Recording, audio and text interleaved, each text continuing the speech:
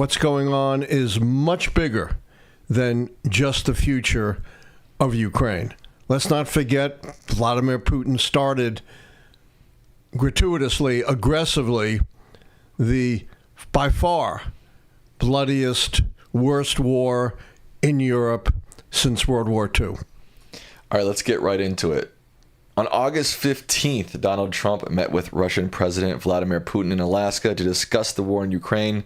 The summit ended without an agreement being announced. 3 days later, European leaders as well as Ukrainian President Volodymyr Zelensky met with Donald Trump at the White House about possible security guarantees for Ukraine. Now Donald Trump and the White House are promising a meeting between Putin and Zelensky. So much is happening, Dad. What's your take on all this? Well, let's just start with the meeting between Putin and Trump. If you recall, on our last show, I thought that something would come out of this meeting, and that is Trump would make concessions to Putin. And that's exactly what happened. That's why it is arguably the worst diplomatic meeting in the history of the United States. That's a big claim. Yes, but before I get to the specifics of the meeting and why I think the result was 5 points for Putin, 0 points for Trump, I want to put it in a little bit of historical perspective. What does Trump hope to get out of settling the Ukrainian war? He's talked about this a lot. Claims he would deserve it. What is that? A Nobel Peace Prize. The Nobel Peace Prize. Well, let's look at the two presidents who got the Nobel Peace Prize for mediating conflicts. Okay? Okay. Do you know who they were? Two presidents who got it for I don't know. Theodore Roosevelt, while he was president, and Jimmy Carter after he left the presidency. Theodore Roosevelt got the Nobel Prize and the adulation of the world for mediating peace between Russia and Japan to settle the Russo-Japanese War. Did he sit down, Sam, just with one side of that war? No. He brought together both sides and worked out, mostly behind the scenes, a peace agreement with the two sides meeting face to face. He understood how futile and counterproductive it would be just to meet with one side. He understood the principles had to get together face to face. Otherwise, you would never come to a reasonable agreement or one that would stick. Do you remember what Jimmy Carter was famous for? What famous peace deal he worked out? No. The Camp David Accords in 1978. And this was cited in his Nobel Prize that he won when he left the presidency. But the Camp David Accords were very much a part of that. And in the Camp David Accords, he worked out a peace treaty that ended, at least formally, the long-standing war, and practically two, between Egypt and Israel. Sam, did he just meet with one side at Camp David? I'm assuming no. No. He brought the two sides together, Sadat of Egypt and Begin of Israel, and worked with the two sides to work out the famous Camp David Accords, probably the high point, the greatest accomplishment of Jimmy Carter's one term in office. So Trump is defying, standing in the face of the kinds of mediations of wars, bringing together both sides that led to Theodore Roosevelt and Jimmy Carter winning the Nobel Peace Prize. But isn't he doing this possibly if he... I'm going to get to that. I understand. Okay. I haven't gotten there yet. We're Gotcha. a long way from there. Gotcha. I'm still talking about his one-sided meeting with Putin. That's all that's happened so far, right? True. The rest is pie in the sky, and I will get to it. True. Now, the great historian and political analyst Masha Gessen has pointed to an analogy, and I have another one, of course, the famous Munich Accord, but she had a much more obscure one. She pointed out that this, again, was very much like the Franklin Roosevelt and Winston Churchill in return for the Soviets getting into the war against Japan, giving the Soviets Japanese territory, the Kuril Islands, which they possessed. They ethnically cleansed the Japanese, and they occupied it. But perhaps the most direct historical parallel is the most famous one, if you can hold this for 1 second. And that, of course, is the famous appeasement of Hitler at the Munich Conference of 1938, in which he supposedly mediated a dispute between Hitler and the Germans and Czechoslovakia.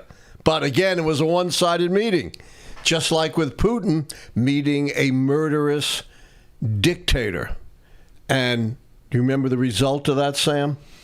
Hitler continued his march forward. Exactly. They ceded to Hitler, got nothing in return except his pledge on peace, the Sudetenland, a critical portion of Czechoslovakia, which left Czechoslovakia vulnerable to the Nazis, and of course this whole thing gave the Nazis the green light to start the most destructive war in history, World War II, that both on the Eastern and Western Front claimed over 60 million lives, most of them civilians.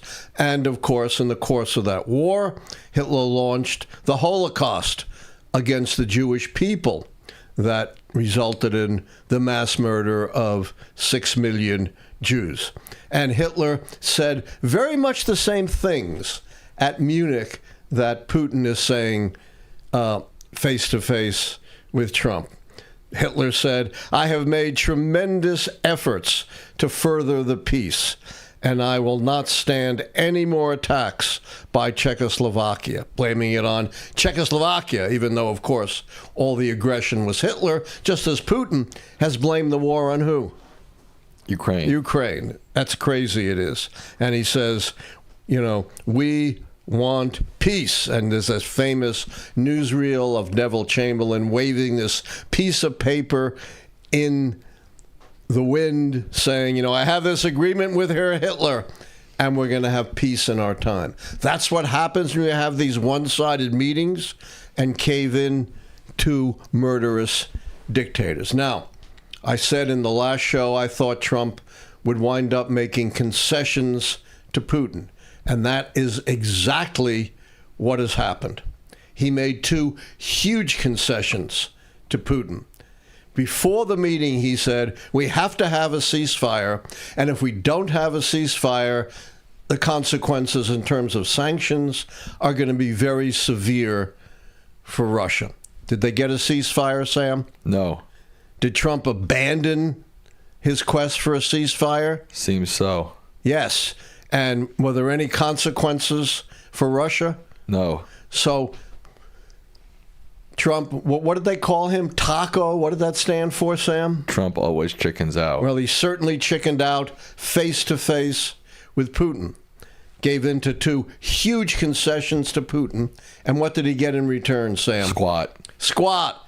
Nothing. Third big thing he gave Putin was the red carpet treatment, right? The applause. Yeah, that was sick. Playing, in other words, legitimizing on the level of a democratic leader a bloody, murderous dictator who kills and imprisons his political opponents, who launched this horrible war of aggression that's claimed probably over 100,000 lives on both sides, many of them civilians. He's committed horrible atrocities in Ukraine. He is a war criminal indicted by the International Criminal Court, and yet here is Trump giving this murderous dictator the red carpet treatment. Yeah, that was really sickening. And seeing Putin in the limousine with this big smile on his face, gave me the creeps. Yes. And guess what media lauded and applauded the results of this meeting? Fox News. No.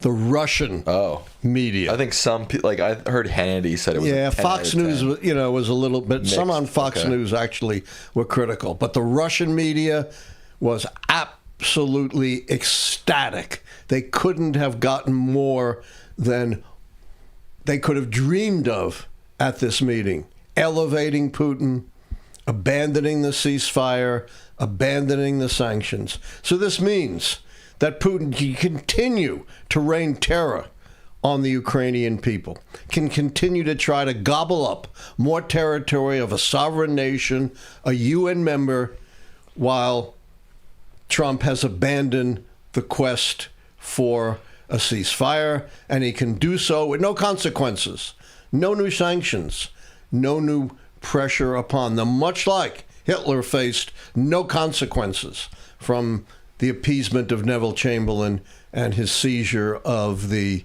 Sudetenland. You know, as some very smart historians and very experienced diplomats have pointed out, Putin has one aim and one aim only: to take all of Ukraine, not to just get a piece of it, just as Hitler wanted all of Czechoslovakia and all of Europe, and maybe even beyond, because he wants to recreate the Soviet Empire, just as Hitler wanted to build his universal Third Reich.